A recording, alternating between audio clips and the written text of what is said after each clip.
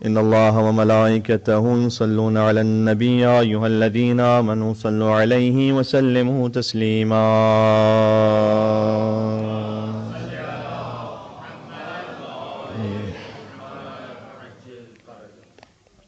أعوذ بالله من الشيطان الرجيم. بسم الله الرحمن الرحيم.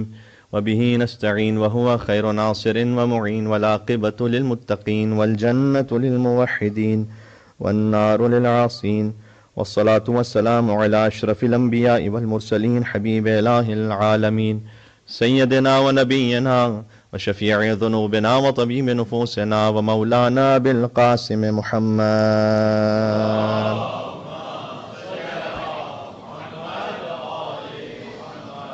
وأهل بيته الطيبين الطاهرين المعصومين المظلومين المنتجبين المنتخبين الميامين سيما بقية الله في الأرضين الذين أذهب الله عنهم الرجس وطهرهم تطهيرا.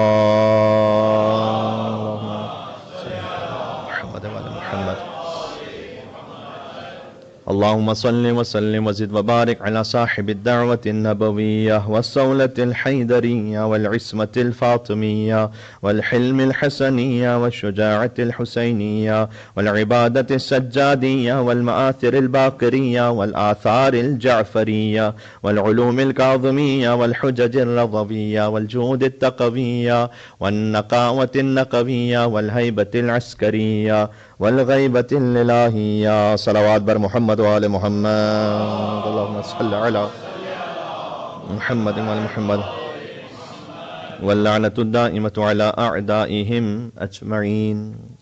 خطابت کے اختتام پر تابوت کی برآمدگی ہوگی اور اس پر شاید تفصیلی دعا کا موقع نہ بن پائے، تو اس وقت ہم توسل کرتے ہیں صادق آل محمد علیہ السلام سے. شب بدھ بھی ہے، شب دعائے توسل ہے، اور باب الحوائج مولا امام موسیٰ کاظم کے بابا کی شہادت کی شب ہے، لہٰذا مولا کی خدمت میں پرسہ پیش کرتے ہوئے بسم اللہ الرحمن الرحیم. یا ابا عبد اللہ یا جعفر ابن محمد ایہا الصادق یا ابن رسول اللہ یا حجت اللہ علی خلقہ یا سیدنا و مولانا انا توجہنا واستشفعنا وتوسلنا بک الی اللہ وقدمناک بین یدی حاجاتنا یا وجیہا عند اللہ اشفع لنا. بلند آواز سے صادق آل محمد کی شام شہادت.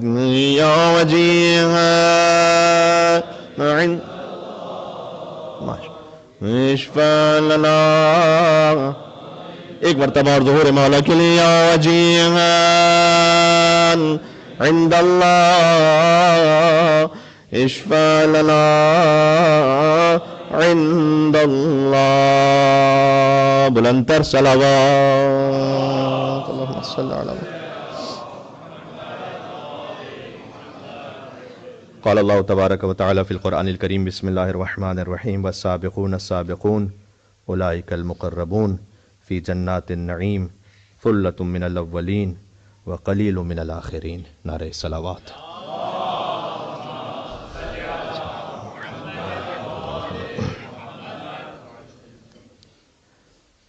اس ہال تک مومنین ہو چکے ہیں، تو اگر آپ زحمت فرما کے 2 قدم آگے آ جائیں گے تو اور زیادہ رونق میں اضافہ ہو جائے گا. مجلس کے بلند تر نعرہ صلوات. اللہم صل علی محمد و آل محمد.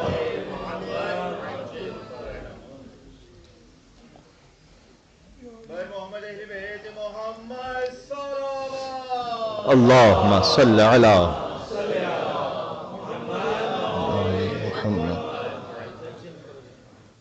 مجلس ان امام کی ہے جو رئیس مذہب ہے، جو صداقت میں اپنے نانا رسول اللہ اور علم میں اپنے دادا علی مرتضیٰ کا کامل اظہار ہے، جن کی دنیا میں آمد سے قبل سینکڑوں سال قبل، ان کی ظاہری آمد ہے وہ 17 ربیع الاول ہے سن 83 ہجری، اس سے سینکڑوں برس قبل اول تخلیق عالم حضور مکرم نے جن کے لیے فرمایا تھا کہ میرے اس بیٹے کا نام صادق ہوگا. یہ جو نام امام کو عطا ہوا یہ رسول صادق نے امام صادق کہا ہے. ایک مل کے صلوات دے دیں. نام رسول اللہ،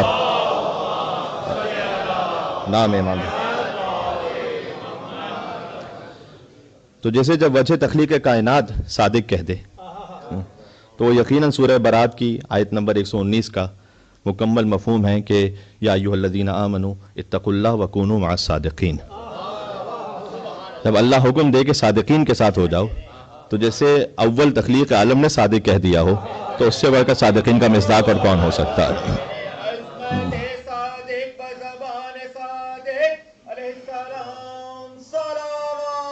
اللہم صلی علی محمد وعلی محمد.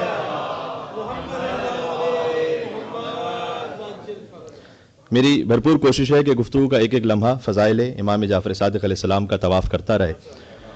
اور یہ جو آیت میں نے پڑھی آپ کے سامنے کہ یا ایھا الذین آمنوا اتقوا اللہ وکونوا مع الصادقین، اس کونوا مع الصادقین میں اور الحمدللہ رب العالمین میں بڑا گہرا ربط ہے. اس لیے کہ رب العالمین نے حکم دیا ہے کہ یا ایھا الذین آمنوا اتقوا اللہ وکونوا مع الصادقین، اور صادقین نے یہ فرمایا ہے کہ الحمدللہ رب العالمین میں 12,000 عالمین ہیں اور ہم تمام عالمین پر اللہ کی حجت ہے. تو یہ ربط ہے الحمدللہ رب العالمین میں اور اتقوا اللہ وکونوا مع الصادقین میں. ایک اور مل کے صلوات دیجیے گا نام امام جعفر صادق علیہ السلام پہ محمد وعلی محمد پر.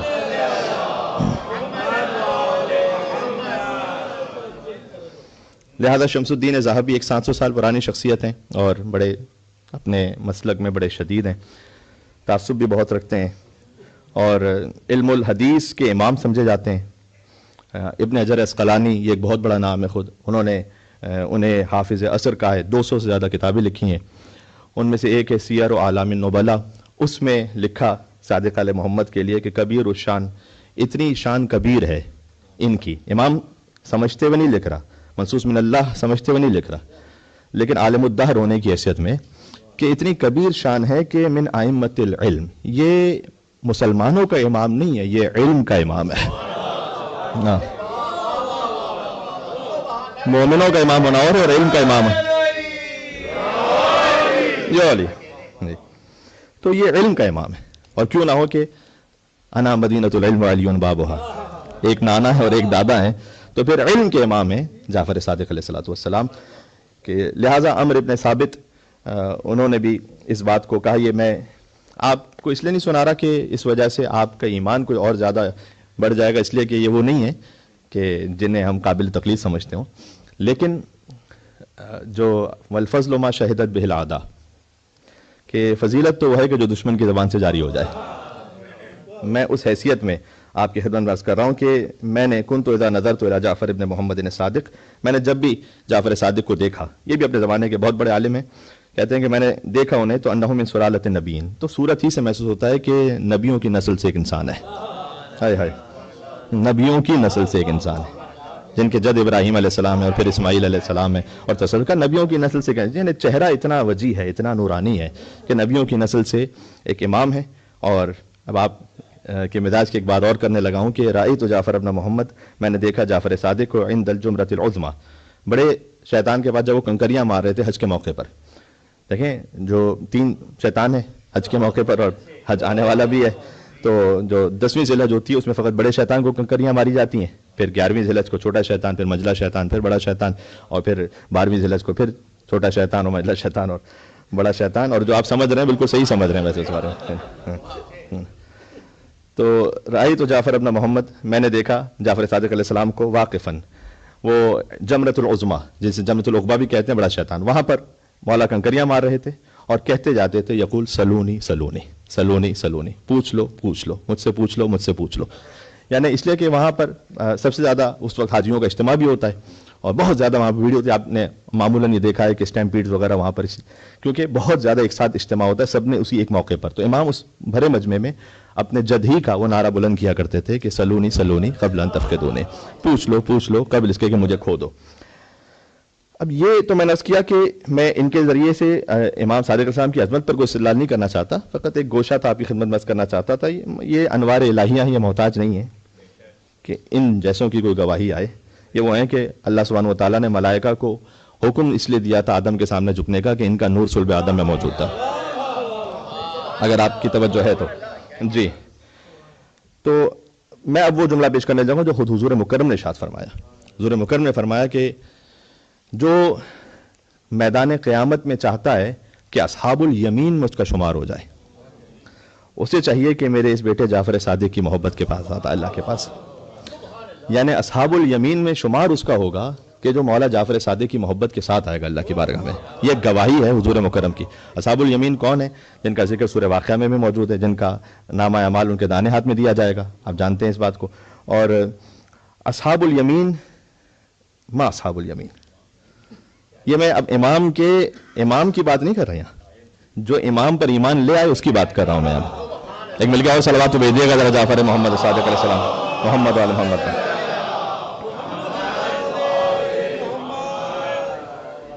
میں نے ایک سے زیادہ مجالس میں شاید فارسی زبان کے ان مصروں کو پڑھا، لیکن میرے دل سے بڑے قریب ہیں اور ہیں جعفر صادق علیہ السلام ہی کی بڑی محبت میں. اس حافظ حقاق کرمانی نے لکھے کہ اے دل اول بگو تو بسم اللہ، اے دل سب سے پہلے تم بسم اللہ الرحمن الرحیم پڑھو، بعد ادا کن شکر نعمت اللہ، اس کے بعد اللہ کی نعمتوں کا شکر ادا کرو، بعد مدح خدا اور خدا کی حمد کے بعد وہ ثناء رسول، اور ثناء رسول کے بعد بخشا لب بمدح زوج بطول، اس کے بعد اپنے لبوں کو کھولو زوج بطول کی مدح کے لیے کہ شاہ مردہ علی شیر یزدہ کہ جز او نیز در حقیقت شاہ، فقط علی ابن ابی طالب ہیں کہ جو شاہ مردہ بھی ہیں، شیر یزدہ بھی ہیں. اور پھر اگلا مثال لکھا کہ جعفری باش گر خدا خواہی، اگر خدا چاہیے تو جعفری بنو، وگرنہ ہر طریق گمراہی، ورنہ دوسروں کے راستے پر گمراہی تو مل سکتی ہے، خدا نہیں مل سکتا ہے وہاں پر.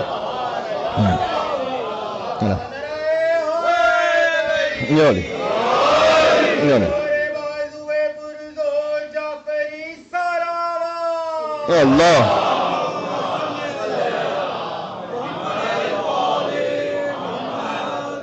ہے میرے ساتھ آپ انشاءاللہ سے. جی تو اصحاب الیمین جو امام پر ایمان لے آئے، حضور مکرم کی گواہی ہے کہ وہ اصحاب الیمین میں شمار ہوگا میدان محشر میں. اچھا ہر مسلمان کی تمنا ہے کہ اس کا شمار اصحاب الیمین میں ہو جائے، اس لیے کہ 13 آیت اللہ سبحانہ وتعالیٰ نے اصحاب الیمین کے لیے نازل فرمائی.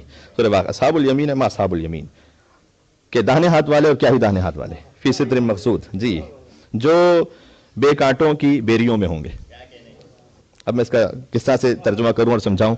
دیکھیں دنیا میں جو بیری کا درخت ہوتا ہے نا، اس میں کانٹے بہت ہوتے ہیں اور بڑے نوکیلے اور شدت کے ساتھ کانٹے ہوتے ہیں، لیکن جو جنت میں بیری کا درخت ہے وہ سدرۃ المنتہا والا سدرہ ہے نا، تو وہ تھرون لیس میں اس کو کہہ سکتا ہوں. اس کے بعد اللہ نے کہا فی تلہم منضود، اور تلہم منضود میں بچے تشریف فرمائے سے لوڈڈ پیک بناناس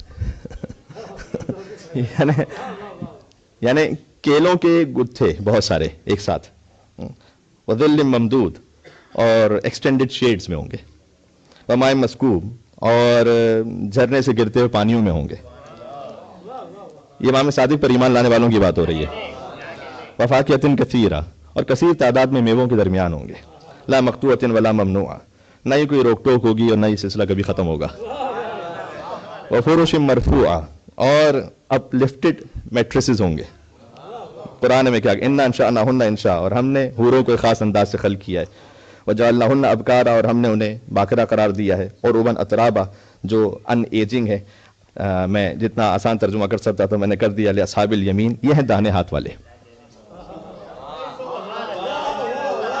حضور مکرم نے فرمایا کہ من سرہ ان یلقى اللہ عز وجل، جو چاہتا ہے کہ خدا عز وجل سے ایسے ملاقات کرے کہ کتابہ بیمینہ، اس کا نامہ اعمال اس کے دانے ہاتھ میں دیا جائے. ان اصحاب الیمین فلیتوالی جعفر ابن محمد الصادق. ایسے یہ والی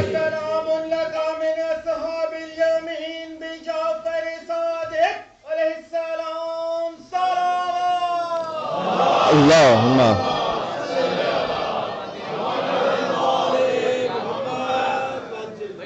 جی. میرا اندازہ ہے کہ کچھ خاص آیتوں پر تو آپ کے چہرے پر اور خاص مسکراہٹ آئی، لیکن بہرحال آپ خود اس کو تفسیر پہ جا کے دیکھ سکتے ہیں. ثلۃ من الاولین، کہ یہ ایک بڑا گروہ ان میں سے وہ ہے کہ جو پچھلے والوں کا ہے. وَثُلَّةٌ مِّنَ الْآخِرِينَ، اور ایک بڑا گروہ وہ ہے کہ جو آگے آنے والوں کا ہے. یعنی اصحاب الیمین میں دو طرح کے گروہ ہیں.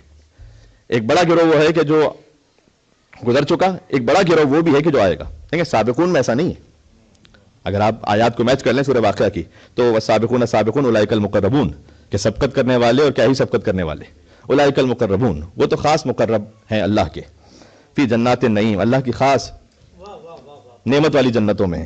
ثلۃ من الاولین، اور وہ اولین میں سے تو زیادہ ہیں، وقلیل من الاخرین، آخرین میں سے بعد میں آنے والوں میں کم ہیں لیکن کم ہے. اچھا اس کا مطلب ہے کہ بعد میں آنے والوں میں بھی سابقون ہے. ہاں سابقون کا مطلب فقط زمان ہی نہیں ہے یہاں پر، تو جو کیجیے گا، یعنی سابقون وہ ہے کہ جو بغیر حساب کے جنت میں جانے والے، جس کے مطابق تو سابقون وہ ہیں کہ جو پہلے والوں میں کثیر تعداد میں اور بعد میں آنے والوں میں بھی ہیں کچھ. اچھا یہ ہر امت میں سابقین ہے، جو خود آپ اگر اس کی تفاسیر میں دیکھیے اور احادیث کو دیکھیے. مثلا حضرت آدم علیہ السلام کے جو سابق ہیں وہ حابیل ہیں، انہیں امت آدم کا سابق کہا گیا ہے. حضرت حزقیل مومن آل فرعون، انہیں حضرت موسیٰ کی امت کا سابق کہا گیا ہے. حبیب نجار مومن آل یاسین، انہیں حضرت عیسیٰ کی امت کا سابق کہا گیا ہے. اور حضور نے فرمایا کہ میری امت کے سابق اسبق السابقین امیر المومنین علی بن ابی طالب، علی کی وجہ سے سابق بنتے ہیں نا. لیکن قلیل من الاخرین بھی. اچھا اس کا پھر یہ اعلیٰ ترین مصداق تو ائمہ علیہ السلام ہو گئے کام سابقون میں سے. اس کے بعد اس کے اور بھی مصداق ہیں، جیسے کہ ابھی میں نے کچھ نام لی، اور ان میں امام کے بعد اصحاب کے نام بھی ہیں. اور پھر قلیل من الاخرین، یہ جو قلیل من الاخرین ہے کہ کچھ بعد میں بھی آئیں گے. آیت نازل ہو چکی ہے حضور مکرم پر، بعد میں آنے والے ہیں کوئی سابقین. وہ بعد میں آنے والے کون ہیں؟ جی جب لسان عصمت ہی بتلا سکتی ہے کہ سابقون میں کون ہے، ورنہ کیا پتہ چلے گا. لہٰذا شیخ مفید نے کتاب الاختصاص میں اس روایت کو لکھا کہ جن امام کی مجلس میں آپ تشریف فرمائے انہی سے حدیث ہے کہ زرارہ بن عیون، ابو بصیر مرادی، محمد ابن مسلم اور برید ابن معاویہ، ان کا پورا نام ہے، ہم السابقون الینا فی الدنیا والآخرہ. یہ چار بھی سابقون میں سے ہیں، جو دنیا میں بھی سابقون ہیں اور آخرت میں بھی سابقون ہیں.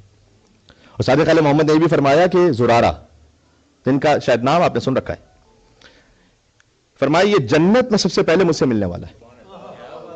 ظاہر ہے اہل بیت کے بعد کی بات ہو رہی ہے کہ جنت میں سب سے پہلے جو مجھ سے ملنے والا ہے وہ زرارہ ہے. اچھا میرے لیے، اور میں چاہتا ہوں آپ کے لیے بھی ایک انسپریشن ہو، زرارہ کا میں نے نام کیوں لیا، اور تھوڑا سا میں چند لمحوں کے لیے اس تفصیل میں جاؤں گا. زرارہ نہ صرف یہ کہ سید نہیں ہے بلکہ پہلے شیعہ بھی نہیں ہے. اختتام کہاں پر ہے؟ سابقون پر. کیسے؟ میں آپ کی خدمت انداز کرتا ہوں. ایک بلند اور صلوات بھیجیں صادق علیہ محمد امام جعفر صادق علیہ السلام پر.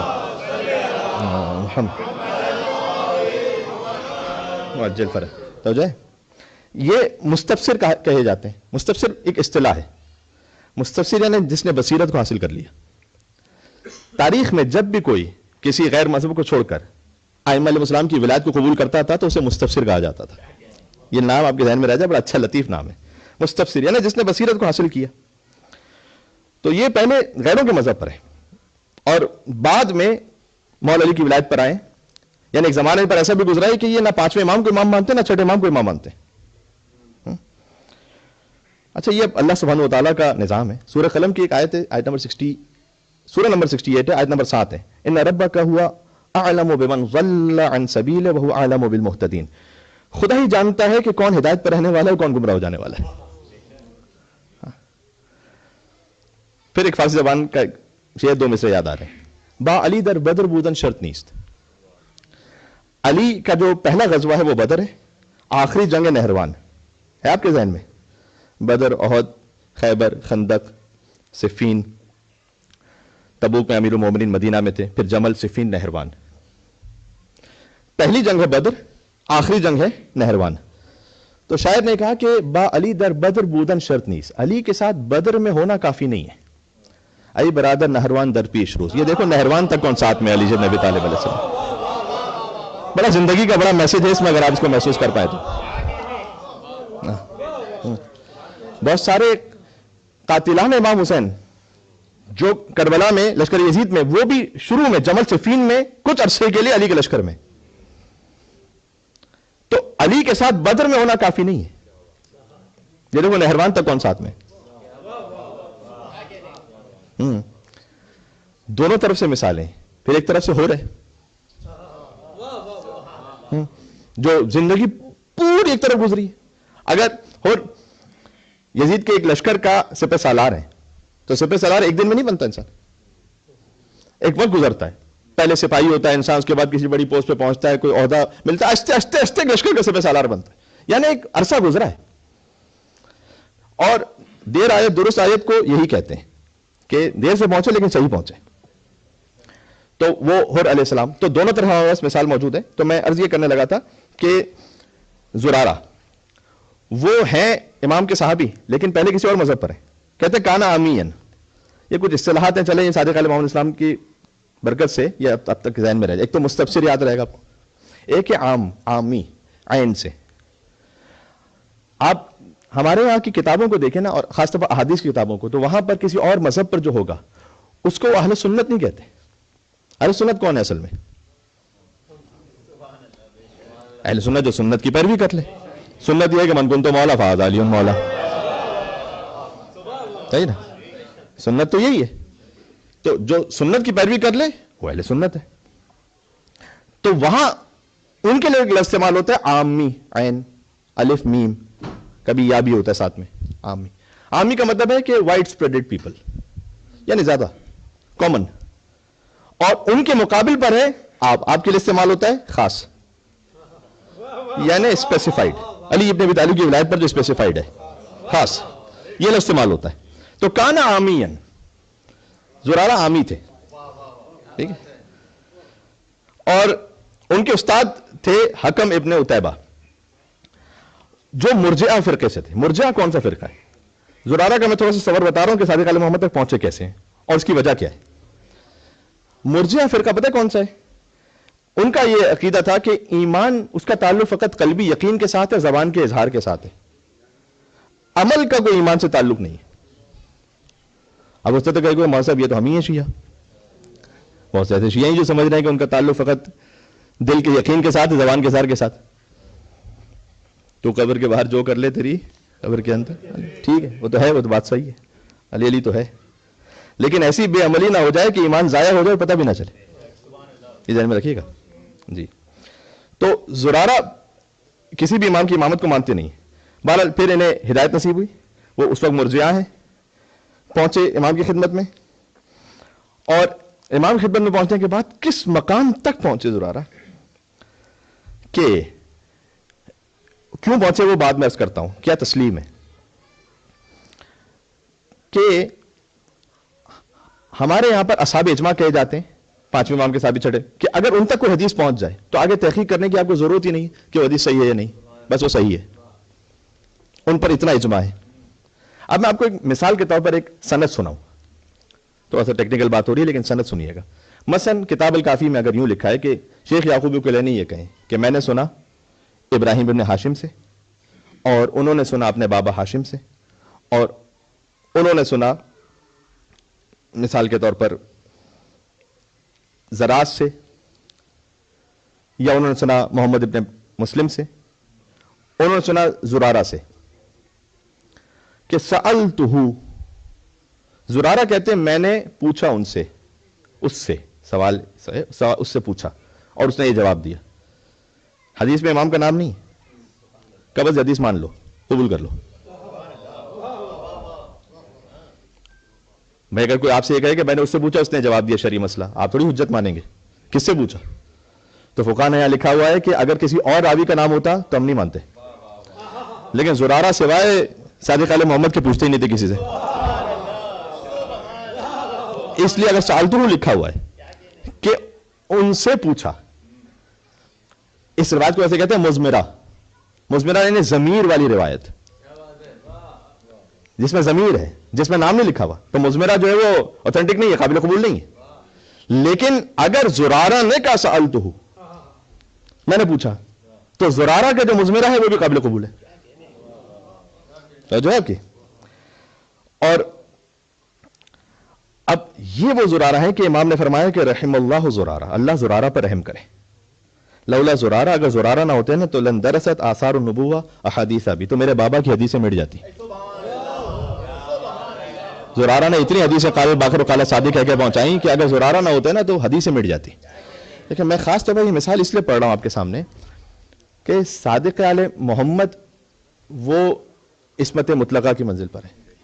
अब जो ज़ुरारा है ना, पता नहीं हम ज़ुरारा तक भी नहीं पहुंच सकते, वो तो इम्कान शायद नहीं, लेकिन एक रास्ता है कि जो गैर शिया हो, मैंने कहा सैयद भी ना हो बल्कि गैर शिया हो, लेकिन उस मकाम पे पहुंचे कि इमाम ये फरमाते हैं कि अगर ये ना होता तो मेरे बाबा की हदीस से खत्म हो जाती। यानी कमाल का रास्ता यहां तक खुला हुआ है, गुंजाइश है, और नबूवत के आसार मिट जाते।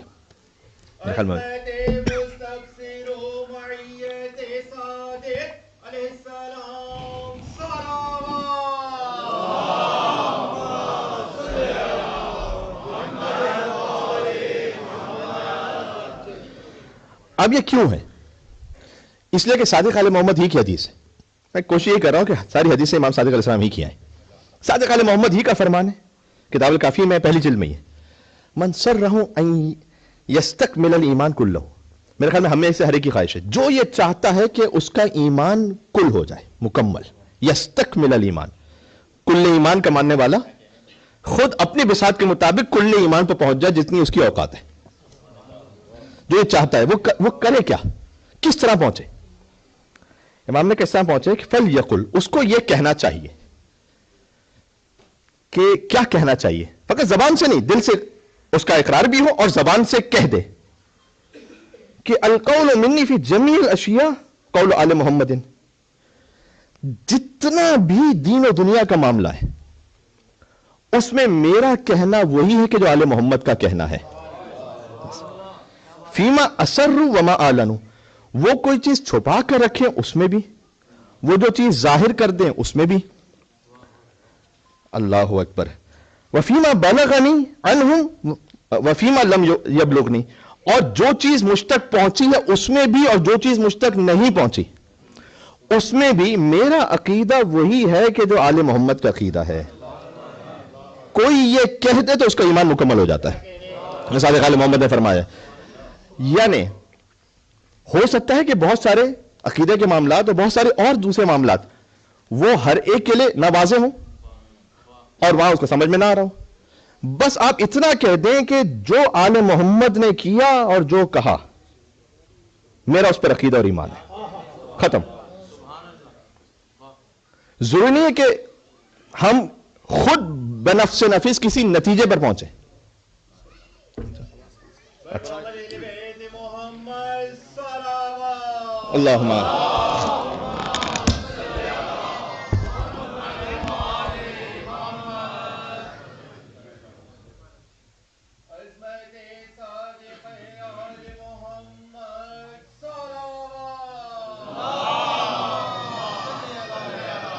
मोहम्मद वाले मोहम्मद। तवज्जो कीजिएगा, जरूरी नहीं है कि हम हर बात में किसी नतीजे पर भी पहुंचेंगे। हो सकता है कि हम किसी नतीजे पर ना पहुंच सके, नहीं समझ में आ रही बात, बस आप इतना कहते हैं कि जो आले मोहम्मद का अकीदा है वही मेरा अकीदा है।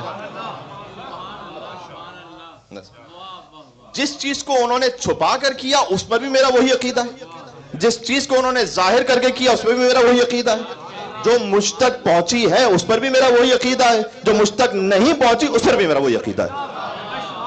आपका ईमान कामिल हो जाएगा। एक मिलकर सलवात दे दें सादिक आले मोहम्मद इमाम जाफर सादिक अलैहि सलाम पर मोहम्मद।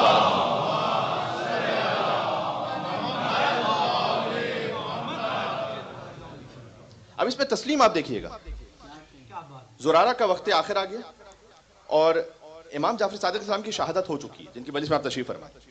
148 हिजरी इमाम सादिक अलैहि सलाम की शहादत है, 15 शवाल या 25 शवाल। ज़ुरारा की वफात है 148 हिजरी ही या 150 हिजरी। कूफा में रहने वाले हैं ज़ुरारा, इमाम सादिक अलैहि सलाम में मदीना में जहां इमाम की शहादत हुई है, जन्नतुल बकी। जब ज़ुरारा का वक्त आखिर आया ना तो उन्होंने अपने बेटे जिनका नाम है उबैदुल्लाह इब्न ज़ुरारा, उनको भिजवाया मदीना कि खबर तो मिली है कि सादिक आले मोहम्मद दुनिया से तशरीफ ले गए। تو من مات ولم یعرف امام زمانی مات میتۃ جاہلیہ. اب میری موت ہونے لگی ہے. اچھا زرارہ اس قابل نہیں تھے کہ سفر کر سکیں, پتہ نہیں اس قابل تھے نہیں تھے کہ اٹھ سکیں بستر سے, لیکن اس قابل تو بالکل نہیں تھے کہ سفر کر سکیں, تو جا نہیں سکتے خود مدینہ. تو بیٹے کو بھیجا کہ ذرا پوچھ کر آؤ کہ امام کون ہے. اب سوال یہ ہے کہ کیا زرارہ جیسے غریبی صحابی کو نہیں پتا کہ صادق آل محمد کے بعد امام موسیٰ کاظم امام ہے؟ کیا بات ہے بھائی, سبحان اللہ سبحان اللہ, کیا کہنے. جبکہ امام رضا علیہ السلام سے کسی نے پوچھا کہ زرارہ کے بارے میں آپ کا کیا خیال ہے. اب امام رضا سے پوچھا کہ کیا خیال ہے آپ کا زرارہ کے بارے میں, کہ وہ ایمان پر گئے تھے یا نہیں گئے تھے. تو امام نے کہا کہ وہ میرے جد جعفر صادق اور میرے بابا موسی کاظم کے امر ولایت پر ایمان رکھتے ہوئے دنیا سے گئے. تو زرارہ نے پھر بھیجا کیوں بیٹے کو؟ تسلیم کی منزل دیکھ لیجئے گا اور زرارہ کا جملہ دیکھ لیجئے گا. چونکہ صادق آل محمد کی جانب سے اس زمانے کے تقیہ کے اعتبار سے منع ہے اپنے شیعوں کو کہ تم بتلاؤ گے نہیں کسی کو بھی, جن کو پتا ہے تم آگے نہیں بتلاؤ گے اس وقت کہ اگلا امام موسی کاظم ہے. اب زرارہ کو یہ خبر ملی ہے کہ شہادت ہو چکی امام جعفر صادق علیہ السلام کی, خود جانتے ہیں کہ موسی کاظم امام, بیٹا گمراہ نہ ہو جائے.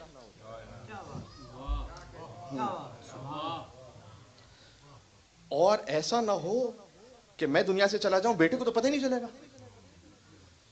تو اب بظاہر یہ اب علماء کا استنباط ہے اس میں کہ بھیجا بیٹے کو کہ جا کر دیکھ کے آؤ کہ کون امام ہے. یا تو اب اس وقت پتہ چل جائے گا بیٹے کو, مثلا اس وقت کا تقیہ ختم ہو چکا ہوگا, یا اگر نہیں پتہ چلے گا بیٹے کو تو اس کا مطلب ہے کہ وہ حکم امام ابھی باقی ہے, تو میں بتا نہیں سکتا. اور چاہتے ہیں کہ اہل کوفہ, کیونکہ اہل کوفہ رجوع کرتے ہیں زرارہ سے, زرارہ فتویٰ دیتے ہیں امام کے حدیث کے مطابق, تو اہل کوفہ بھی پوچھنا چاہ رہے ہیں زرارہ سے کہ امام کون ہے اگلا, اور زرارہ کے ارد کے جمع ہو جاتے ہیں بار بار, زرارہ بتا نہیں سکتے. تصور کیجئے گا اتنا خالی کہہ دینا کہ موسی کاظم, ایک لفظ نہیں کہہ رہے کیونکہ امام نے منع فرمایا. کیا تسلیم ہے. اب زرارہ کا وقت آخر آ گیا, بیٹا واپس نہیں آیا, کیا کرے اب, کیسے اظہار کرے. کہ قرآن لے کر آؤ. قرآن کو منگوایا, فوضع المصحف الذی والقرآن علی صدری, اپنے سینے پر قرآن رکھا زرارہ نے, وقال, اور کہا اللہم انی اتم بمن یثبت ھذا المصحف امامہ, پروردگار میں اس کی امامت پر یقین رکھتے ہوئے دنیا سے جا رہا ہوں جس کی گواہی یہ قرآن دے رہا ہے.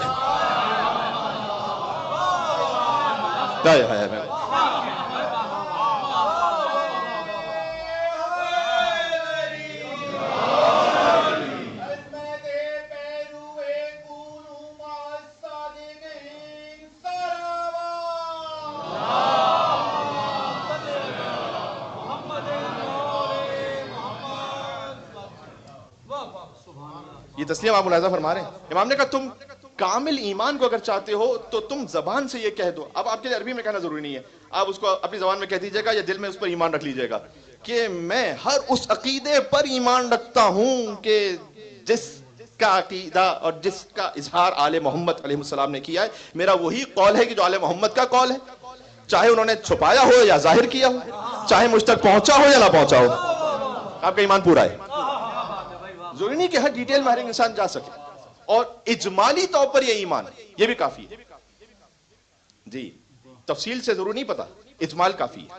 اجمال یہ ہے کہ دل جھکا ہوا ہے. یہ تسلیم, یہ سبمیشن سمجھ میں آ رہا ہے اب. ہاں یہ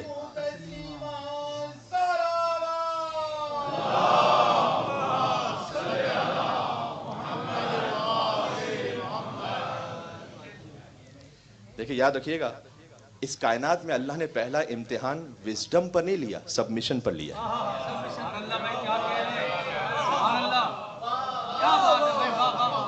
جن تک یہ جملہ پہنچا, پہلا امتحان ہوا ہے شیطان کا, پہلا امتحان اللہ نے وزڈم پہ نہیں لیا اس کی.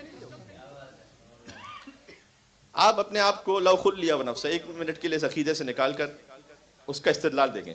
کس کا؟ ابلیس کا.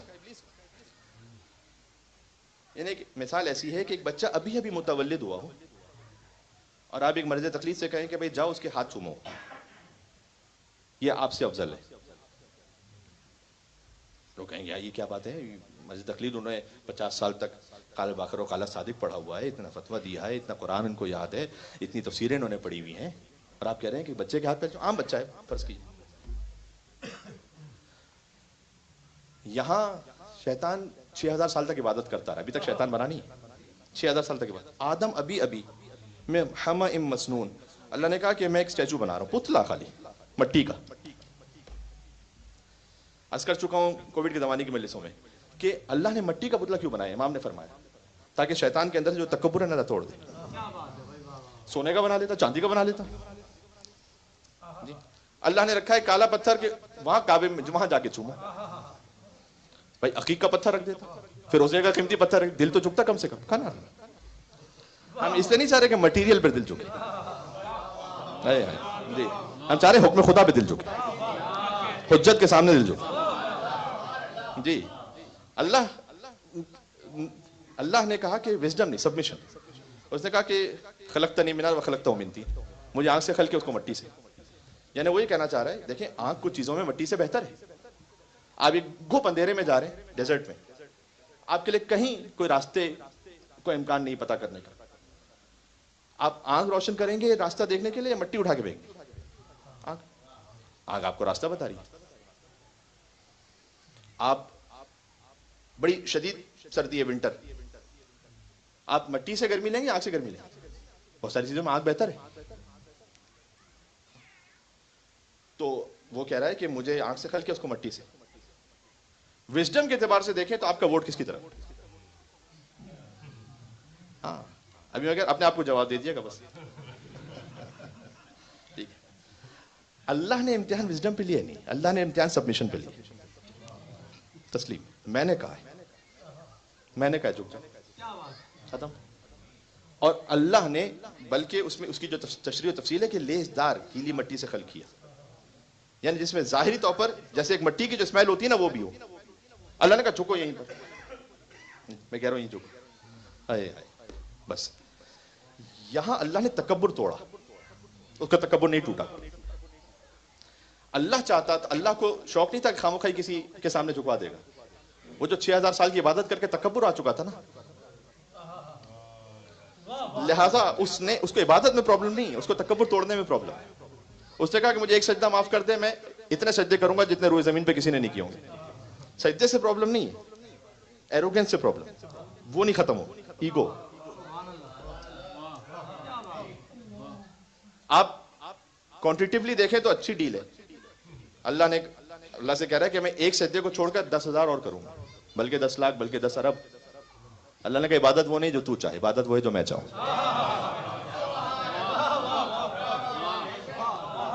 عبادت اگر کسی کو رمضان میں شوق ہو جائے کہ میں تھوڑی سی اور نماز اس لیے پڑھ لوں کہ نماز ہی تو پڑھ رہا ہوں، قرآن ہی تو پڑھ رہا ہوں. اگر رسول اللہ نے پڑھی تھی تو سنت ہے، اگر تم نے ایجاد کی تھی تو بدعت ہے.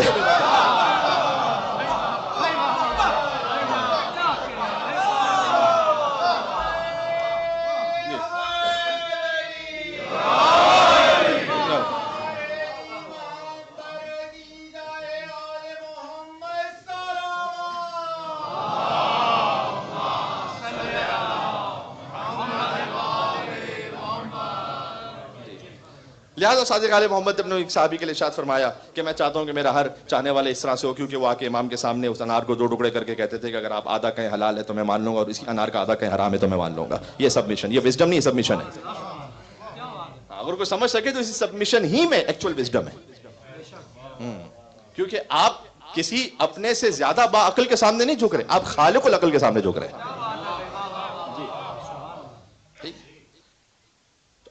اب آپ صادق علیہ محمد جب ان کے سامنے سبمیشن ہے تو کس کے سامنے سبمیشن ہے؟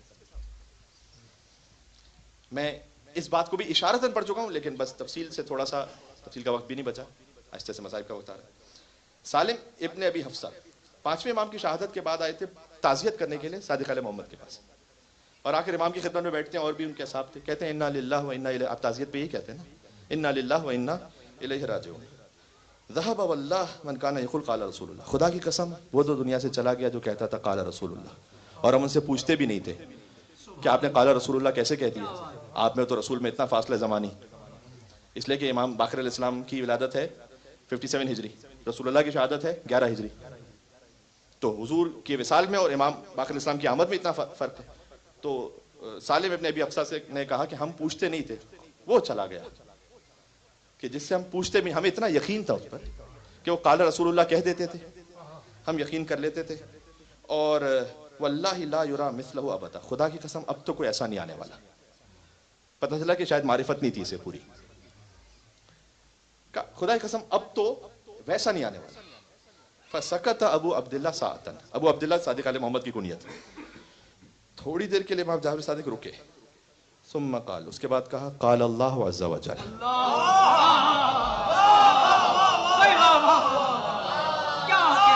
اگر آپ سمجھ رہے ہیں تو پوری مجلس کا مفہوم یہی.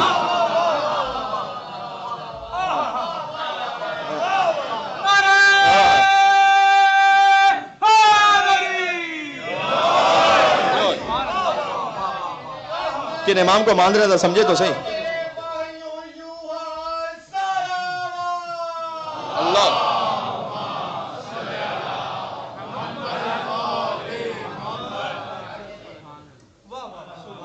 امام نے کہا قال اللہ عز وجل، اللہ عز وجل نے یہ فرمایا ہے کہ جو میری راہ میں آدھی کھجور کے برابر بھی صدقہ دے گا تو اللہ اس صدقے کو اتنا پال لے گا، اتنا پال لے گا کہ جب تم میدان محشر میں پہنچو گے تو احد کے پہاڑ کے برابر ہوگا، اور اللہ اس صدقے کا اجر تمہیں احد کے پہاڑ کے برابر عطا کرے گا. امام نے قال اللہ عز وجل کہہ کے سنا دی حدیث قدسی. سالم بن ابی حفصہ اٹھے اور باہر جاتے ہوئے کہتے ہیں اس سے زیادہ میں نے تعجب کی بات زندگی میں دیکھی نہیں کہ پہلے ابو جعفر محمد باقر جب کہتے تھے کہ رسول اللہ نے کہا تو بلا واسطہ ہم پوچھتے نہیں تھے، یہ ابو عبداللہ جعفر صادق بلا واسطہ کہہ رہے ہیں اللہ نے یہ کہا. یہ سبمیشن. جی عزیزوں، اس لیے آپ کا اگر مزاج ہے تو میں 2 جملے اور کہتا ہوں. اس لیے اب امام کے پاس جب ایتھیس ایگنوسٹکس یہ بھی جب آتے ہیں نا اور امام سے بات کرتے ہیں، اب وہاں سبمیشن تو نہیں ہے لیکن امام علیہ السلام کا انداز گفتگو ایک تو اس میں اخلاق بھی ایسا ہے اور پھر اس میں لاجک ایسی. آپ کو ابن ابی لیوجہ ہے، ابو شاکر دیسانی ہے، ابن مقفع ہے، یہ وہ لوگ ہیں کہ جو اللہ کو نہیں مانتے، رسول اللہ کو چھوڑ دیں اللہ کو نہیں مانتے. کچھ وہ تھے کہ جو امام کے پاس آتے تھے جو رسول اللہ کو مانتے تھے. عصا والا واقعہ سنا چکا ہوں. اب مسئلہ یہ ہوتا ہے کہ ہر سال کوئی نہ کوئی اور نئے مومنین ہوتے ہیں، تو میں ایک جملے میں ریپیٹ کر دوں خالی کہ امام ابو حنیفہ نے آ کر جب رسول اللہ کا عصا دیکھا امام صادق کے ہاتھ میں، پہلے پوچھا کہ کون سا عصا ہے، آپ تو اتنے زیادہ ایجٹ نہیں کہ عصا لیا ہوا ہے. کہا یہ عصا رسول اللہ کا عصا ہے. تو آ کے چومنا چاہا، امام نے اپنی جلد کو الٹا کہا ہذا جلد رسول اللہ.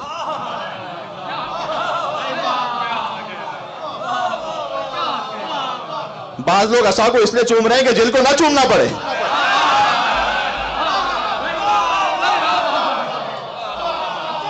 ہر نعت پڑھنے والے سے جی ایسا نہ ہو جاؤ. بعض لوگ خالی میٹھا مدینہ اس لیے کر رہے ہیں کہ نفس رسول علی بن ابی طالب تک نہ جانا پڑے.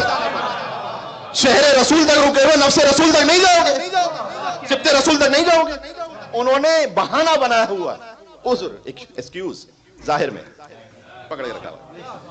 بعض لوگ عصا کو چوم رہے ہیں جلد کو چھوڑ کر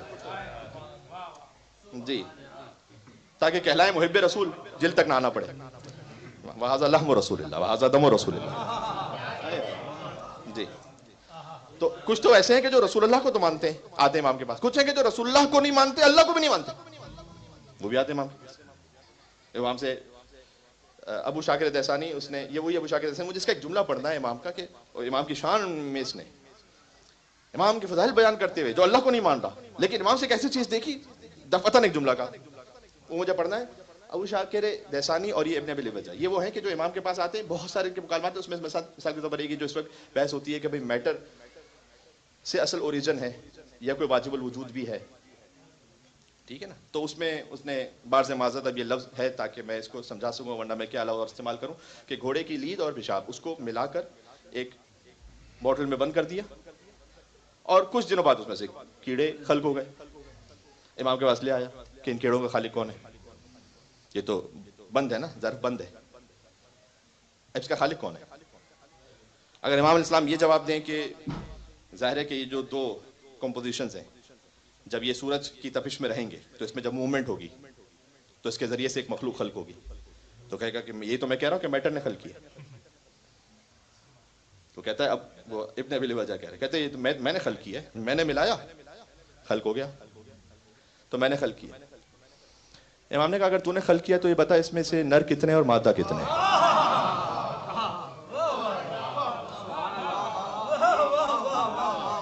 اگر تو نے خلق کیا ہے تو اس میں سے بتا ان کی تعداد کتنی ہے. اگر تو نے خلق کیا ہے تو جو مشرق میں جا رہے ہیں انہیں مغرب کی طرف موڑ دے، اور جو مغرب میں جا رہے ہیں انہیں مشرق کی طرف موڑ دے. جی یہ تو ان کے جد تھے کہ جو مشرق سے جو سورج چلتا تھا مغرب پہ غروب ہوتا تھا تو مغرب سے ابھار دیتے تھے.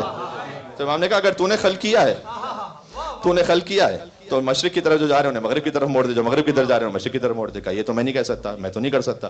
کہا مجھے یہ بھی نہیں پتا کہ نر کون سے ہیں، یہ بھی نہیں پتا کہ مادہ کون سے ہے، یہ بھی نہیں پتا کہ تعداد کتنی ہے، یہ نہیں کر سکتا کہ جو دانے جا رہے ہیں بہانی طرف موڑ دوں، بہانے جا رہے ہیں دانے طرف موڑ دوں. امام نے کہا دیکھ انی عالم و عددہ، میں جانتا ہوں کہ ان کا عدد کیا ہے. انی عالم و انثیٰ و ذکرہ، میں یہ جانتا ہوں کہ اس میں سے مؤنث کون سے مذکر کون سے. انی عالم و اعمارہ، میں جانتا ہوں کہ ان کی عمریں کتنی ہیں. انی عالم و اجالہ، میں جانتا ہوں انہیں موت کب آنے والی ہے. فلست بإلہ، میں اللہ ہونے کا دعویٰ نہیں کر رہا. فکیف بک، تو اللہ ہونے کا دعویٰ کر سکتا ہے.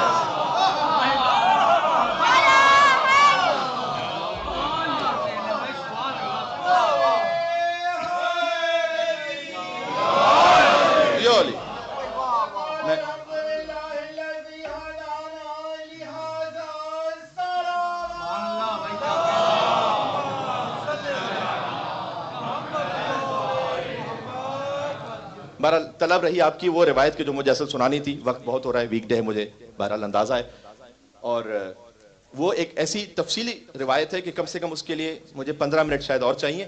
وہ آپ کی خدمت میں کسی اور مجلس میں انشاءاللہ عرض کروں گا، اس لیے کہ توحید پر استدلال ابن المقفع.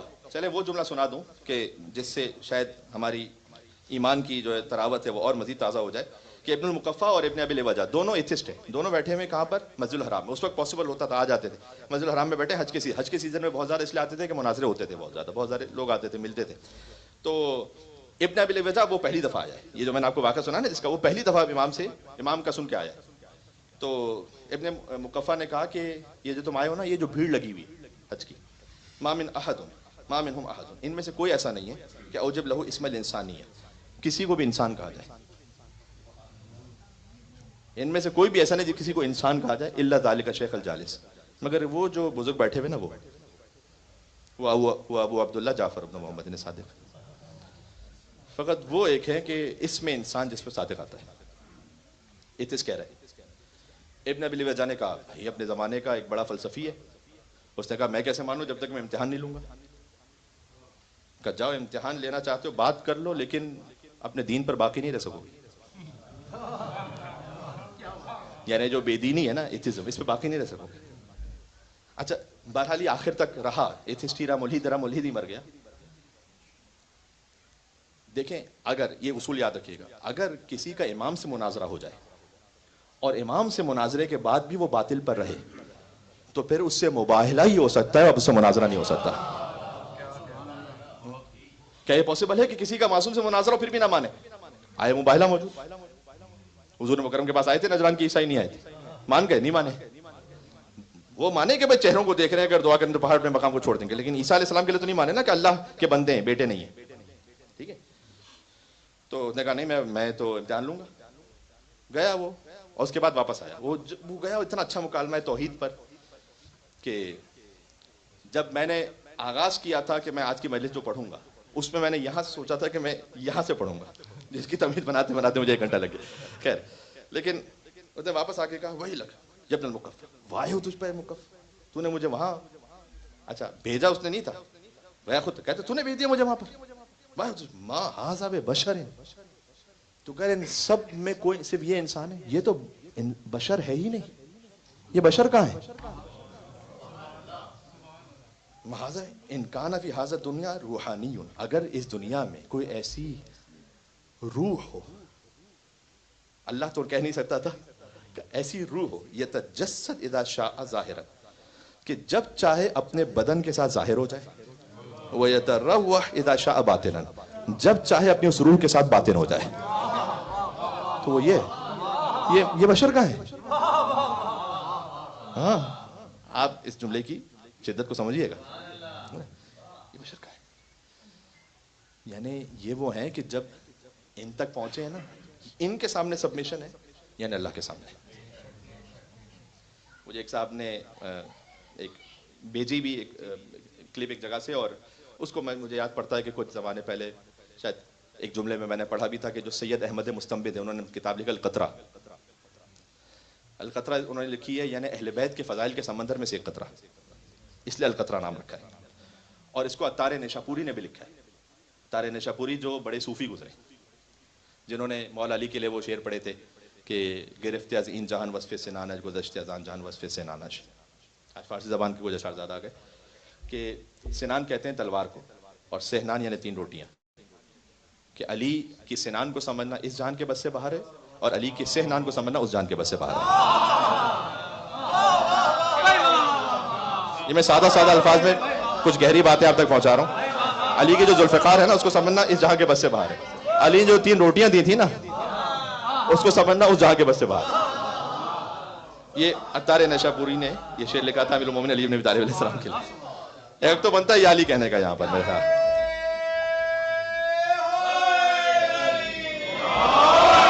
یہ علی تو وہ جو بزرگ صوفی انہوں نے بھی اس بات کو لکھا، اور القطرہ میں سید احمد مستنبط نے بھی لکھا.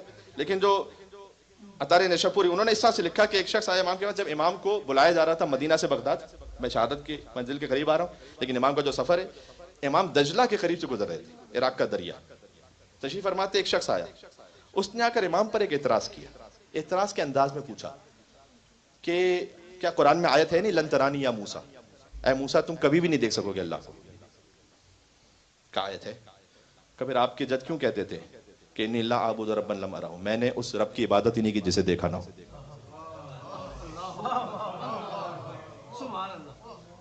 اللہ کہہ رہا تم دیکھ نہیں سکتے. علی کیا کہہ رہے ہیں؟ میں نے اس رب کی عبادت ہی نہیں کی جسے دیکھا نہ ہو. یہ کیا ہے؟ اب چونکہ اس کا سوال اور انداز طرح سے تھا نا، اب سنیے گا کہ امام نے اپنے اصحاب کو حکم دیا اسے اٹھاؤ اور دجلہ میں پھینک دو.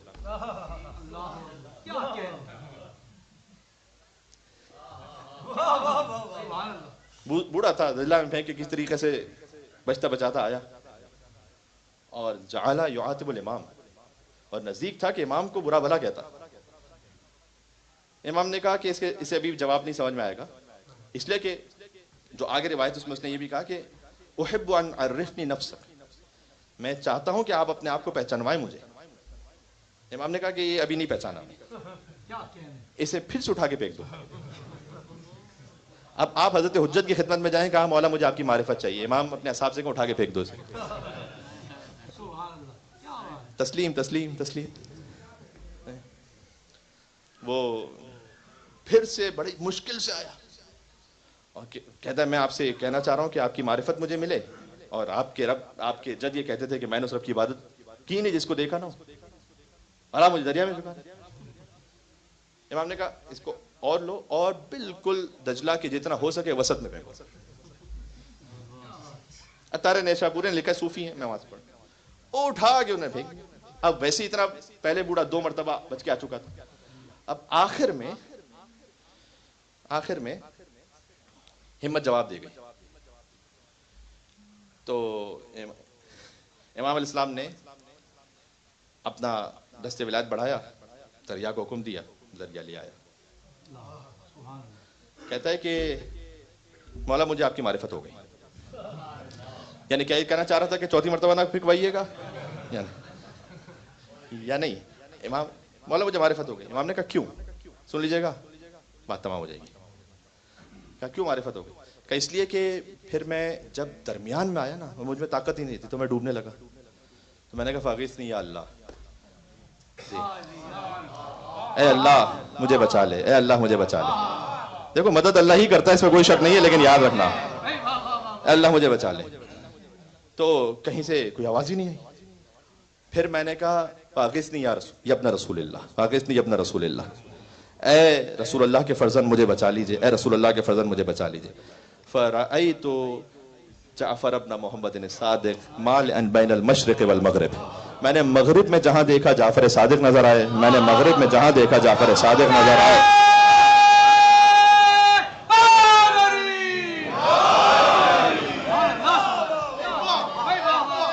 اس رب کی عبادت نہیں کی جسے دیکھا نہ ہو۔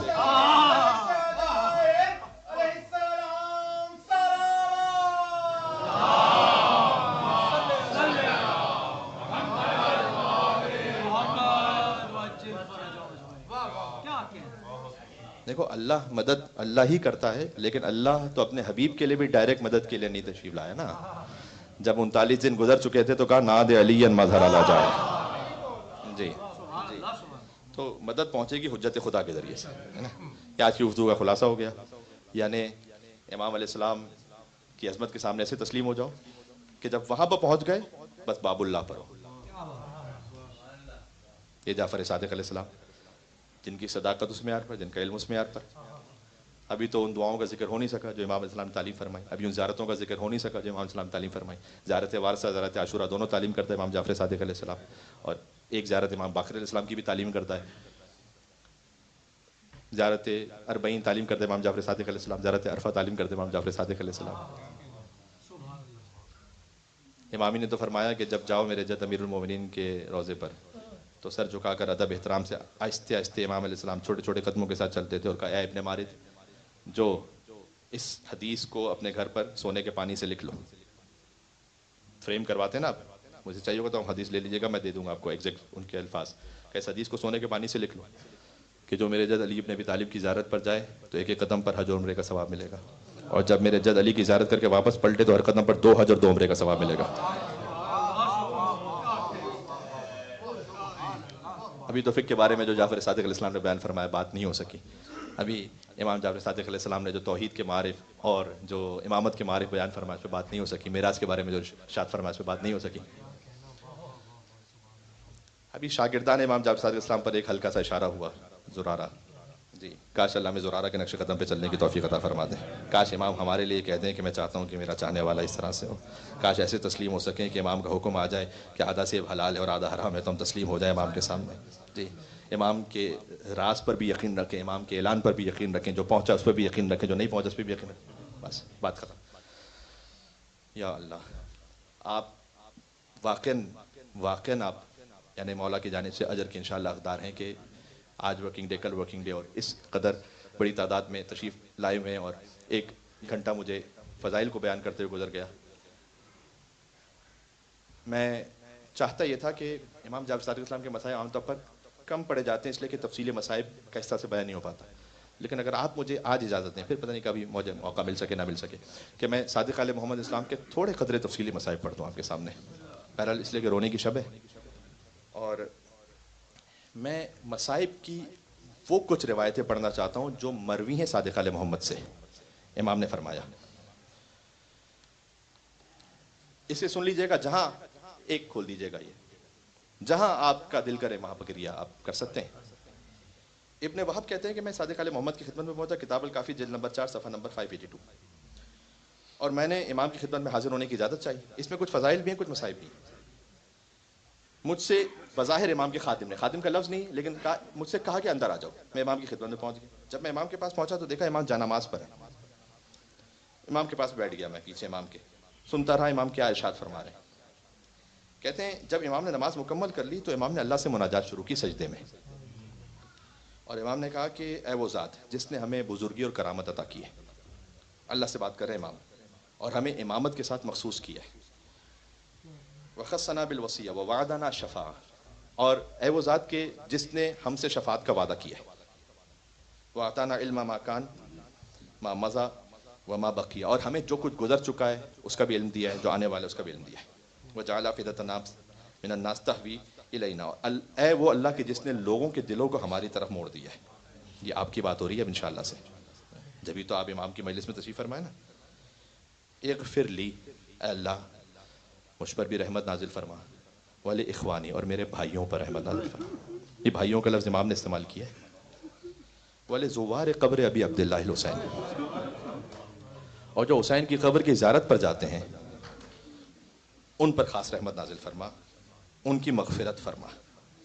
الذین انفقوا اموالہم، یہ جتنے عاشور اربعین پہ جانے والے ہیں وہ سنیں، زیارت امام حسین السلام پر جو جو جانے کی تمنا اور تڑپ رکھتا ہے وہ سنیں کہ یہ وہ ہیں کہ جو اپنا مال خرچ کرتے ہیں۔ امام سجدے میں کہہ رہے ہیں اللہ سے بات کرتے ہوئے، باتیں کن کے لیے ہو رہی ہیں؟ زوار حسین کے لیے۔ واشخصوا ابدانہم، ان کے بدن تھک جاتے ہیں، یہ لمبا سفر کرتے ہیں۔ رغبتاً فی برنا، یہ ہم سے نیکی کی رغبت رکھتے ہیں۔ ورجاءً لما عندک فی وصلتنا، اور یہ اس امید پر کہ تیری بارگاہ میں ہم سے وفاداری لکھ دی جائے گی ان کی، یہ اس لیے سفر کرتے ہیں زیارت کا۔ وسروراً ادخلوہ علی نبیک صلواتک علیہ وآلہ، اور یہ چاہتے ہیں کہ اس زیارت حسین سے تیرے نبی کے قلب کو راضی کیا جائے۔ اجابۃ منہ لامرنا، اور یہ چاہتے ہیں ہمارے حکم کی تکمیل ہو جائے۔ وغیظاً ادخلوہ علی عدونا، اور ہمارے دشمنوں کے دل نفرت سے جل اٹھیں ان کی زیارت سے، یہ چاہتے ہیں۔ ارادوا بذلک رضاک، ان سب سے یہ چاہتے ہیں تیری رضا حاصل ہو جائے۔ فکافہم عنا برضوان، اللہ اکبر، تو بس تو انہیں ہماری طرف سے جزا عطا فرما اپنی خوشنودی کے ساتھ۔ وَقْلَاهُمْ بِاللَّيْلِ وَالنَّهَارِ، دن اور رات ان کی حفاظت فرما۔ اور جو یہ اپنے، اب میں صرف اردو پڑھ رہا ہوں یہاں سے، اور جو یہ اپنے اہل و عیال کو چھوڑ کر آئے اپنے وطن میں، تو ان کے ساتھ ہو جا اے اللہ، اور انہیں انسانوں اور جنوں میں شیاطین کے شر سے محفوظ فرما۔ شاید آپ اس جملے کو اور بہتر سمجھ سکیں۔ اور ان میں سے جو پردیس اور غریب الوطن ہے تو انہیں ان کی امیدوں سے بڑھ کر اجر عطا فرما۔ امام صادق سجدے میں دعا کر رہے ہیں، اس ایثار کے بدلے میں جو انہوں نے اپنی اولاد، گھر والوں اور رشتہ داروں کو چھوڑ کر ہمیں ترجیح دے کر کیا، تو ان پر رحمت نازل کر اے اللہ، رحم فرما ان چہروں پر کہ دھوپ کی وجہ سے جن کے رنگ بدل گئے ہیں ہمارے غم میں، اور رحم فرما ان رخساروں پر، رخسار کا ماتم کرتے ہیں نا کبھی، رحم فرما ان رخساروں پر جو ابو عبداللہ کی خاک پر اپنے آپ کو رگڑ رہے ہیں، اور رحم فرما ان آنکھوں پر کہ ہم سے ہمدردی میں جن کی آنکھوں سے آنسو نکل رہے ہیں، اور رحم فرما ان دلوں پر جو ہمارے لیے تڑپتے اور ہمارے لیے گھلتے ہیں۔ امام نے لفظ استعمال کیا ہے، گھلتے ہیں کا کیا مطلب ہے؟ مثلا آپ نے سنا کہ امام حسین کے سینہ اتر پر تیر مارا گیا، آپ کا دل گھلا۔ آپ نے سنا کہ ابن زیاد لئی نے سر حسین کو دیکھ کر کہ حسین جلدی بوڑھے ہو گئے تم، آپ کا دل گھلا، آپ کا دل جلا، یہ لفظ ہے روایت میں۔ اللہ تو ان دلوں پر رحم نازل فرما، جب ہمارے مصائب کو سنتے ہیں تو ان کے دل گھلتے ہیں۔ اللہ اکبر۔ اے اللہ، میں ان کی جانوں کو، میں صادق آل محمد کے مصائب پڑھ رہا ہوں، میں ان کی جانوں اور ان کے بدنوں کو تیرے سپرد کرتا ہوں، یہاں تک کہ جب پیاس والا دن ہوگا یعنی قیامت کا، وہ حوض کوثر پر ہم سے ملاقات کریں گے۔ ابن وہب یہ کہتے ہیں کہ سجدے کی حالت میں آپ مسلسل دعا کر رہے تھے، جب آپ سجدے سے سر اٹھایا تو میں نے کہا مولا میں آپ پر قربان ہو جاؤں، جو کچھ میں نے سنا ہے یہ تو اگر کوئی اللہ کو نہ بھی مانتا ہو تو اس کے لیے اگر اسے یہ اجر مل جائے تو پھر تو اس کی دنیا اور آخرت کے لیے کافی ہے۔ امام نے کہا کہ، اور اس نے کہا کہ میں کاش زیارت حسین میں سستی نہیں کرتا، تساہل نہیں کرتا۔ آگے تو اس نے کہا کہ کاش میں حج کے بجائے وہاں چلا جاتا۔ بہرحال یہ بظاہر مستحب حج کی بات ہو رہی ہے، جو واجب حج ہے وہ تو واجب حج ہے، وہ بھی امام علیہ السلام ہی کی سنت ہے۔ امام نے کہا کہ کیا چیز تمہیں روکتی ہے اس بات سے؟ تم تو قریب رہتے ہو، بظاہر کوفہ کے رہنے والے، تم تو قریب رہتے ہو، کیوں نہیں جاتے بار بار؟ نے کہا کہ مولا میں قربان ہوتا ہوں، میں جانتا ہی نہیں تھا کہ زیارت حسین کے لیے اتنا مقام ہے۔ امام نے کہا ابن وہب، زمین پر جتنے حسین کے زائروں کے لیے دعا کرنے والے ہیں نا، اس سے زیادہ آسمان پر حسین کے زائروں کے لیے دعا کرنے والے ہیں۔ پھر امام نے یہ بھی فرمایا، میں اب حدیثیں پڑھ رہا ہوں، ما من باکن یبکی، کوئی ایسا رونے والا نہیں کہ جو حسین پر روئے، الا وقد وصل فاطمہ۔ میں اس کا ترجمہ کیسے کروں؟ یہاں تک کہ وہ بی بی فاطمہ سے ملحق ہو جاتا ہے۔ وَأَسْعَدَهَا عَلَيْهِ، میرا وجود کانپ رہا ہے، میں ترجمہ کیسے کروں؟ لیکن امام کا کلام ہے، کرو فاطمہ کا مددگار ہو جاتا ہے حسین پر ہوتے ہوئے۔ اس نے غم حسین کو منانے میں سیدہ کا ساتھ دیا ہے۔ وَوَصَلَ رسول اللہ، اور وہ رسول اللہ تک پہنچ جاتا ہے۔ وَأَدَّى حَقَّنَا، جو حسین پر ہے وہ ہم اہل بیت کے حق کو ادا کر دیتا ہے۔ ہم ایک استاد کا حق نہیں ادا کر سکتے, ہم ایک عالم کا حق نہیں ادا. امام نے کہا ہم اہل بیت کا حق وہ ادا کر دیتا ہے جی جو ہم پر ہوتا ہے. پھر امام نے کہا نوح علی الحسین, حسین پر نوحہ کرو, گریا کرو.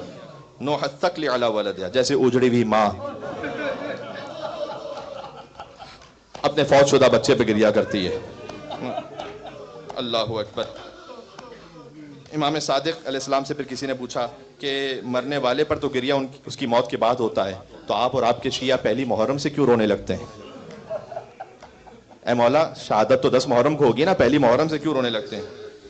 امام نے کہا یا ھذا اذا حل ہلال محرم, جب محرم کا چاند طلوع ہوتا ہے نا تو نشرت الملائکہ ثوب الحسین, تجھے کیا معلوم, آسمان سے ملائکہ حسین کا خون بھرا کرتا وہ نشر کر دیتے. ہم اور ہمارے من ضرب السیوف مخرق بضرب السیوف, جس پر بہت زیادہ تلواریں لگی ہوں, وہ ملطخ بالدماء, جو خون میں غلطہ ہوتا ہے کرتا, ہم بصیرت سے اسے دیکھتے ہیں. فتنفجر دموعنا, امام نے نہیں کہا کہ ہماری آنکھوں سے آنسو جاری ہوتے ہیں, کہ ہماری پھوٹتے ہیں, ابل ابل کر پھوٹتے ہیں ہماری آنکھوں سے آنسو. جی امام کے غم میں رونے والوں کہاں ہیں آپ؟ تشریف فرما ہے انشاءاللہ سے. میں امام علیہ السلام کی ہی روایات کو آپ کی خدمت میں عرض کر دوں اور آہستہ آہستہ گفتگو اختتام تک پہنچ جائے. آپ نے گریہ کیا. فضیل ابن یسار سے امام نے کہا کہ جو ہم اہل بیت کا ذکر, یا امام حسین کا لفظ بھی نہیں, ہم اہل بیت میں سے کسی کا بھی ذکر ہو, وفاظت عینا ہو, اس کی آنکھوں سے آنسو نکل آئیں, جناح الذباب, اتنے کہ جیسے خچرات الارض کے پر کے برابر ہوتے ہیں, تو غفر اللہ ذنوبہ, اللہ اس کے گناہوں کو معاف کرے گا. ولو کانت اکثر من زبد البحر, چاہے وہ سمندر کی جھاگ کے برابر بھی کیوں نہ ہو, اللہ اسے معاف کرے گا. پھر امام نے کہا کہ اپنے گھر کی بلندی پر جاؤ, 2 رکعت نماز پڑھو, جس امام کی زیارت کا ارادہ رکھتے ہو وہاں کا رخ کرو, کہو السلام علیک یا ابا عبداللہ. کبھی امام ایک ادنا مصداق بیان کرتے تھے, تم رو نہیں سکتے رونے کی آواز نکال لو. پھر اس سے ادنا مصداق بیان کرتے تھے, اگر آواز نہیں نکال سکتے رونے جیسی شکل بنا لو. پھر اس سے ایک اور ادنا مصداق امام بیان کرتے ہیں.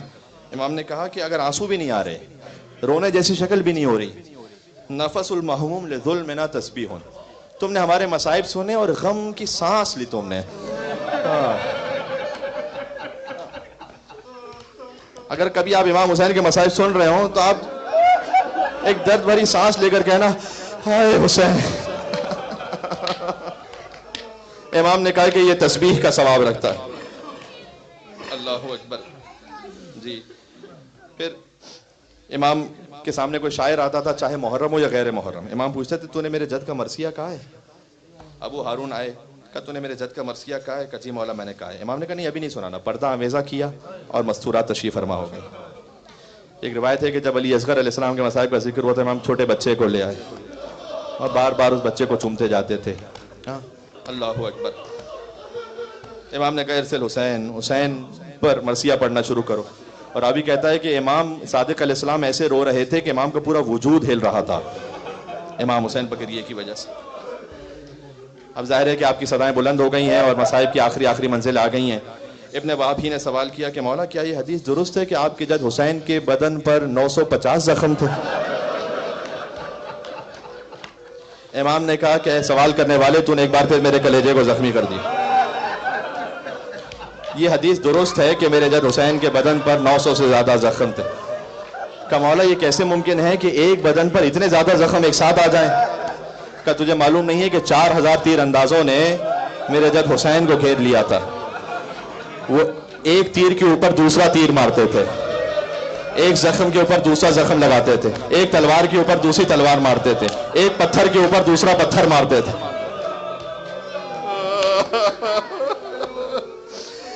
جی امام علیہ السلام اپنے جد پر صبح ہے تو گریہ ہے, شام ہے تو گریہ ہے, کوئی موقع آ گیا امام علیہ السلام گریہ فرماتے ہیں. بس عزیزوں, امام منصور دمانکی نے امام کو زہر دیا تھا, امام دنیا سے رخصت ہوئے, لیکن اس سے پہلے کا ایک واقعہ ہے کہ امام کا جب تابوت برآمد ہوگا, آپ تشریف فرمائیں بڑی تعداد میں, آپ احترام سے اٹھیں گے, لیکن آخری جملے بس آ گئے کہ امام کو منصور نے بلایا تھا ایک موقع پر تلوار سے قتل کرنے کے لیے, لیکن جیسی تلوار نکالی نا ہاتھ کانپ گیا, دوسری دفعہ تلوار اٹھائی ہاتھ کانپ گیا, پھر تلوار اٹھائی ہاتھ کانپ گیا.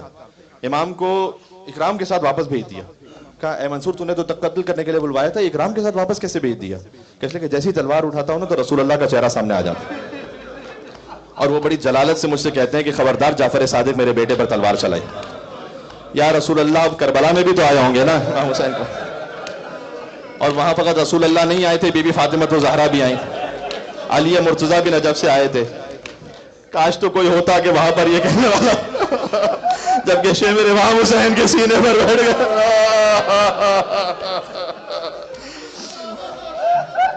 بس امام علیہ السلام کو حاکم مدینہ سے کہہ کر منصور دوانقی لعین نے امام کا گھر بھی جلوا دیا تھا. امام کا جب گھر جل رہا تھا تو امام گھر سے باہر آئے. اگلے دن جب کچھ اصحاب پہنچے امام کو تسلی دیتے رہے. امام گریہ فرما رہے تھے. کہا مولا جان تو محفوظ رہی, آپ گریہ فرما رہے ہیں. کہا نہیں, میں اپنے لیے نہیں رو رہا. دیکھو تیسری مرتبہ فاطمہ کا گھر جلا ہے, یہ فاطمہ کے بچے. ایک مرتبہ مدینہ میں 11 ہجری میں جلا تھا جب سیدہ در و دیوار کے درمیان آئی. پھر ایک مرتبہ سیدہ کی بیٹیوں کے خیمے جلے تھے کہ جب بیویاں ایک خیمے سے دوسرے خیمے میں.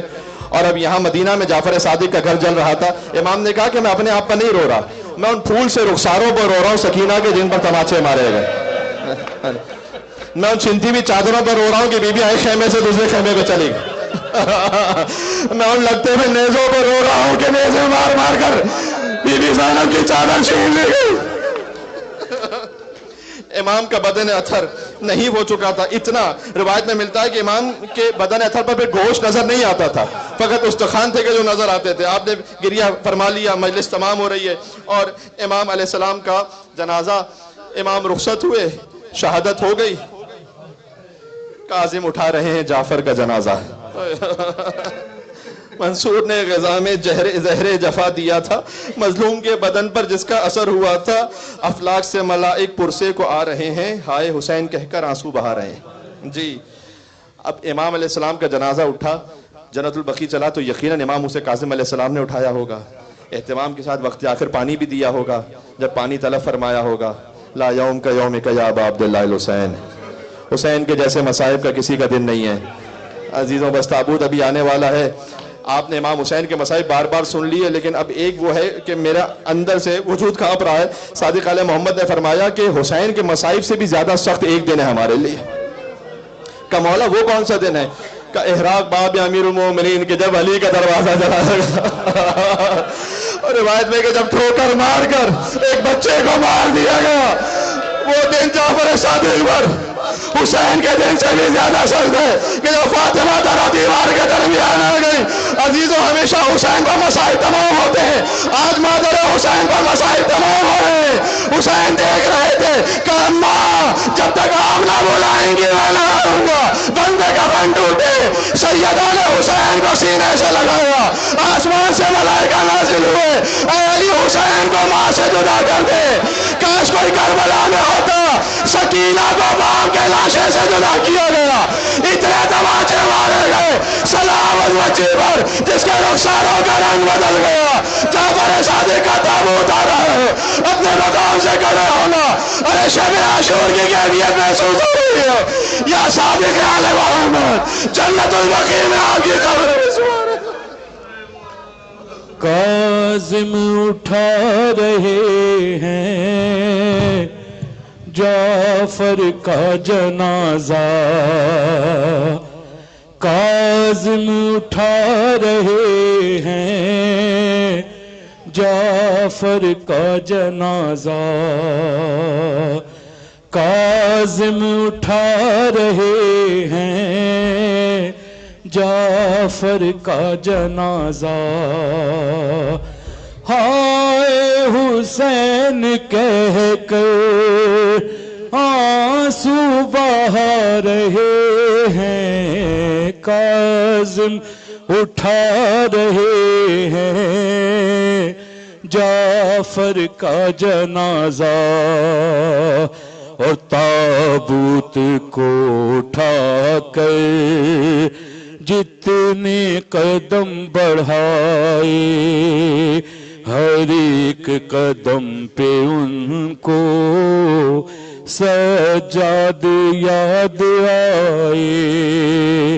عابد کی بے بسی کا نوحہ سنا رہے ہیں, کاظم اٹھا رہے ہیں جعفر جعفر کا جنازہ